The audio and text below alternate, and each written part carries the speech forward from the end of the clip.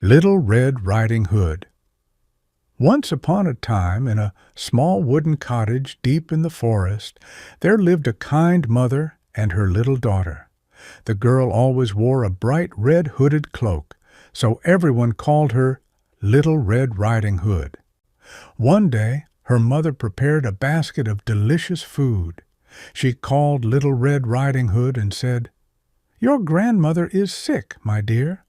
Please take this basket to her house and make sure she eats well."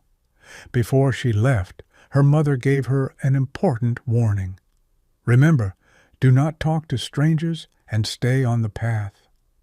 As Little Red Riding Hood walked through the beautiful green forest, she saw colorful birds, tiny rabbits, and buzzing bees. Suddenly, a large gray wolf appeared. He smiled slyly and said, "Hello, little girl. Where are you going?" Little Red Riding Hood, not knowing the wolf was dangerous, smiled and said, "I'm going to visit my grandmother. She's sick, and I'm bringing her some food. She lives just past the big oak tree and the river." The wolf grinned mischievously and quickly ran ahead through the forest, taking a shortcut to Grandmother's house. The wolf reached Grandmother's cottage before Little Red Riding Hood. He knocked on the door, imitating the girl's sweet voice. "Grandmother, it's me. I've brought you some food." Grandmother, who was resting in bed, slowly got up and opened the door. The wolf rushed inside and quickly hid Grandmother inside a large wooden cupboard, locking the door. "You stay there while I wait for your little granddaughter," the wolf chuckled. The wolf put on Grandmother's long white nightgown and her sleeping cap. He tucked himself into bed, trying his best to look like a sweet old lady.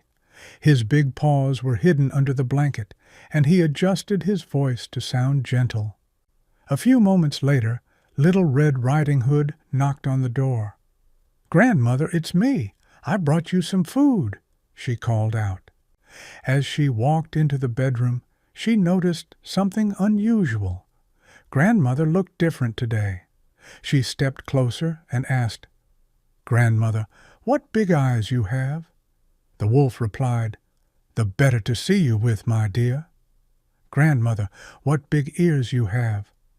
"The better to hear you with, my dear." "Grandmother, what big teeth you have."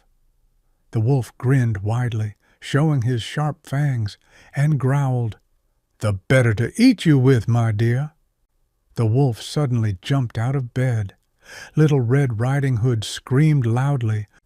Nearby, a brave hunter was walking through the forest when he heard the loud scream.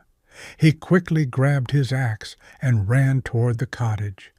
The hunter burst through the door, his eyes narrowing as he saw the huge wolf standing in Grandmother's bed. He raised his axe and shouted, "Leave them alone, you wicked beast!" The wolf, terrified of the hunter, quickly leaped out of bed and ran. He dashed out the door, tripping over the fabric as he disappeared deep into the forest, never to return. Little Red Riding Hood and Grandmother hugged each other tightly, feeling safe again. "Thank you, dear hunter. You saved us," they both said with grateful smiles. To celebrate, they all sat at the wooden table together, enjoying the fresh bread, fruits, and tea that Little Red Riding Hood had brought. After a wonderful visit, Little Red Riding Hood walked home safely through the forest. As she followed the winding path, she thought about everything that had happened. She now understood why her mother's advice was so important. "I will never talk to strangers again,"